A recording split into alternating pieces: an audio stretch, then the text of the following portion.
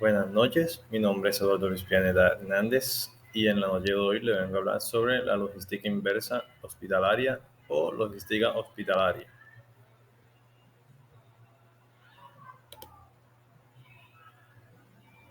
Estos son los integrantes de mi grupo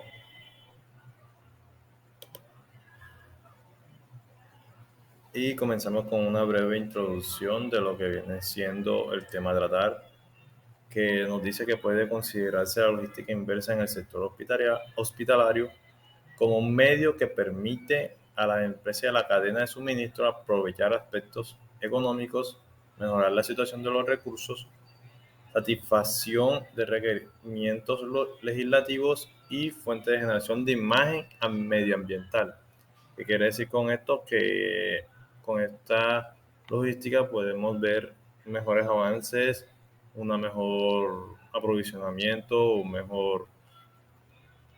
una mejora de aquellos insumos que pasan de ser primarios a ser desechos que pueden reconsiderarse como algo económico que va más allá.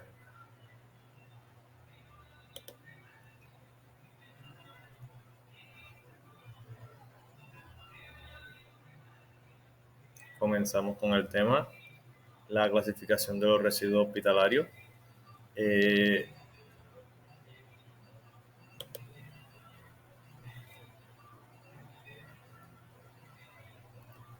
en esta encontramos tres tipos de residuos en los hospitales.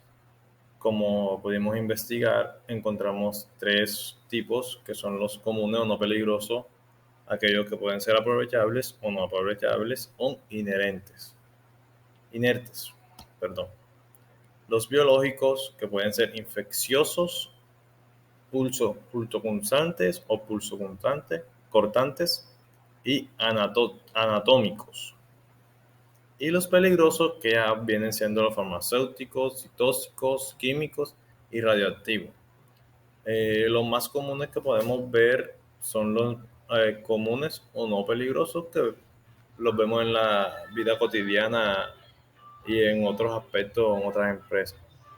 Los más peligrosos, como su nombre lo dice, vienen siendo esos tipos de productos que pueden llegar a tener alguna infección, pueden llegar a ocasionar grandes daños en la salud humana, en la salud animal o en el medio ambiente, que pueden también ocasionar grandes percances a nivel microscópico o bacteriano, por decirlo así. Y biológicos van más de la mano con aquellos que quedan o que al no ser lavado o no ser desinfectado de la manera correcta no pueden ser aprovechables, pero algunos pueden ser mediante alguna desinfección que se les realice a ese tipo de desecho o de residuo.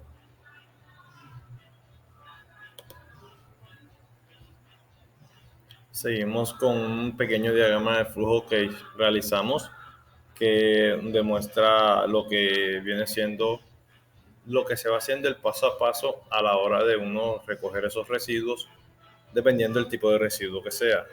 Tenemos entre los comunes, los infecciosos, los pulsocortantes, los patógenos o los peligrosos, como lo acabamos de ver en la diapositiva anterior. Desde que llega a su almacenaje, desde que sale a su almacenaje hasta que llega a su destino final, donde puede ser reciclado o debe ser ¿cómo es que destruido completamente? Bueno, pasamos a las etapas clave de la gestión de los residuos hospitalarios. Esta es una parte importante, ya que con esto nos damos de cuenta qué residuo puede ser reciclable, qué residuo puede tener otra vida o qué residuo debe ser destruido para que no suceda catástrofes a tiempo futuro a la salud humana o al mundo vegetal. La primera que tenemos pendiente es la gestión interna, que es eso que se realiza dentro del hospital, ya sea a nivel administrativo, a nivel operativo, en diferentes etapas. Como lo dice, la planificación y manejo de los procesos y recursos al interior del hospital o ES son fundamentales para reducir los riesgos y facilitar la gestión en las etapas siguientes. Como les venía diciendo, es aquello que uno hace antes de, es decir, cómo planificar, qué se va a hacer, qué se va a recoger, qué es lo que se va a utilizar, qué se debe hacer después de utilizarse y dónde se debe, como tal, echar o depositar después de su uso. Pasamos al tratamiento de los residuos, que viene siendo esa parte donde se clasifican, donde va cada residuo que llega a este tratamiento.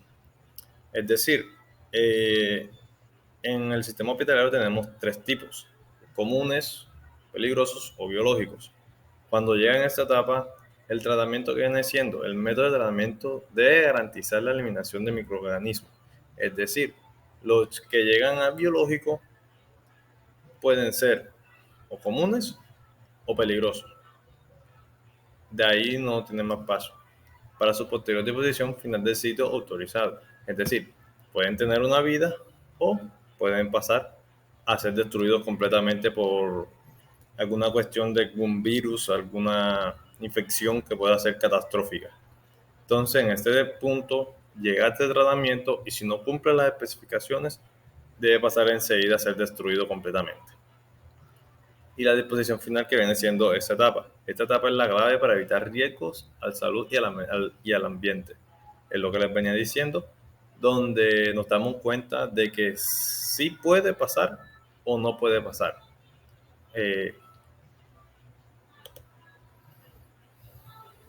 Ejemplos de esta ruta, como venía mostrando, aquí les mostramos los tipos de caneca que ellos utilizan, como viene siendo la caneca roja para los peligrosos, que son aquellos que después de ese tratamiento no pasaron o no concordaron o quedó una mínima bacteria que puede ser muy peligrosa, se puede propagar y puede ser demasiado catastrófica, valga la redundancia.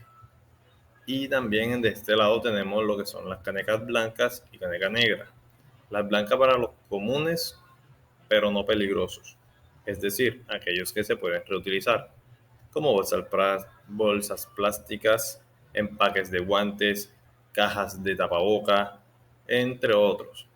Los peligrosos, por su parte, no peligrosos, perdón, lo que vienen siendo las canecas negras, que son para aquellos que no pueden ser reciclados o no tienen esa vida para poder regresar, son aquellos que van a la caneca negra. Es decir, toda aquella suciedad, todo aquello que no sirva, por decirlo así,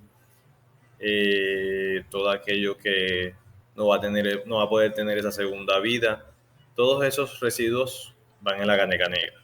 Ojo, pero que no sean peligrosos, es decir, que estén libres de algún virus o algún patógeno que pueda ser dañino para la salud humana y ambiental.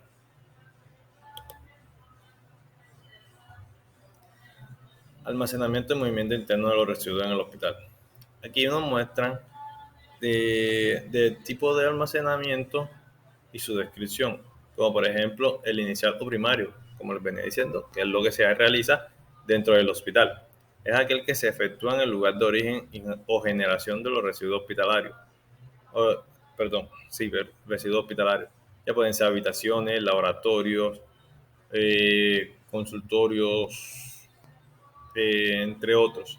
Estos van cada uno en su caneca, son recogidos y pasan al segundo, que es el temporal o secundario, que es donde se realiza un pequeño centro de acopio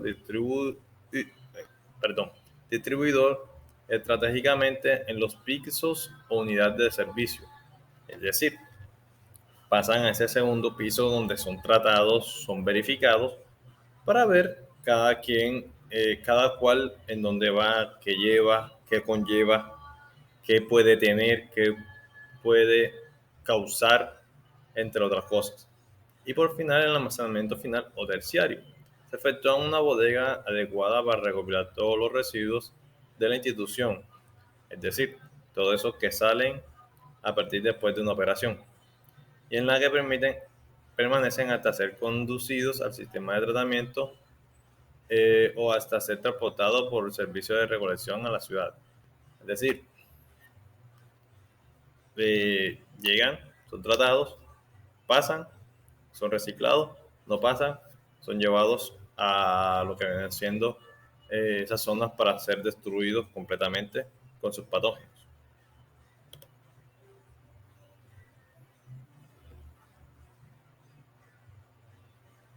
Disposición final de residuos hospitalarios. Esta es la parte donde ya son sacados sí o sí del centro hospitalario. Dependiendo del tipo, cada uno va a su sitio. Por ejemplo, como los biodegradables o comunes, que van a los rellenos sanitarios. Por su parte, los residuos peligrosos o biosanitarios son desactivación, son llevados para desactivación con algún sistema incendiario o algo que los pueda destruir completamente. Luego sí son depositados en el relleno sanitario. Y así por cada uno de sus tipos de residuos. Llegamos a lo que son unas ideas que podemos recopilar de una información que sacamos para reducir aquellos residuos hospitalarios, comenzando por el orden. ¿Qué es el orden? En el sistema de ellos, el orden viene siendo esa evaluación, esa clasificación de esos residuos que no son perecederos, que pueden tener esa segunda vida, pueden llegar a tener esa segunda vida gracias a las buenas manos que puedan tener. La limpieza, algo muy importante. Algún ejemplo que pueda darle sobre los traperos que se utilizan, que la mayoría son de tipo plástico, o sea, una sola vida y ya no tienen más vida. Entonces, reutilizar es mejor. ¿En qué sentido? Comprar esos traperos normales o esos que sirvan para desastres biológicos que se puedan como tal lavar y puedan tener otra segunda vida para no estar comprando y comprando y comprando. Transporte, los contactos de transporte para los desechos, administrativos para que rieguen esa información para que pueda fluir y que esos residuos sean menos contaminantes y que los empleados puedan compartir entre ellos, que no sea una sola cosa para cada quien, sino que puedan, suponiendo las carpetas, revistas, entre otros utensilios que ellos tengan, que sean obviamente poder utilizarlo en conjunto. Datos y cifras. Esta es una cifra que recopilamos también de una información. Nos dice que el 15% restante considera material peligroso que pueda ser infeccioso, tóxico, radioactivo según las estimaciones. Se administran cada año 16 millones de inyecciones, aunque no todas las agujas y jeringas son eliminadas correctamente después de ser usadas. O sea, es una gran cifra, porque al no ser eliminadas o no ser bien utilizadas, pueden llevar a conseguir grandes desastres. Por eso es tener en algunas circunstancias grandes, tener esa responsabilidad y poder llegar a mejorar. Muchas gracias. Mi nombre es Eduardo Luis Pianeta. Muchas gracias por tu atención.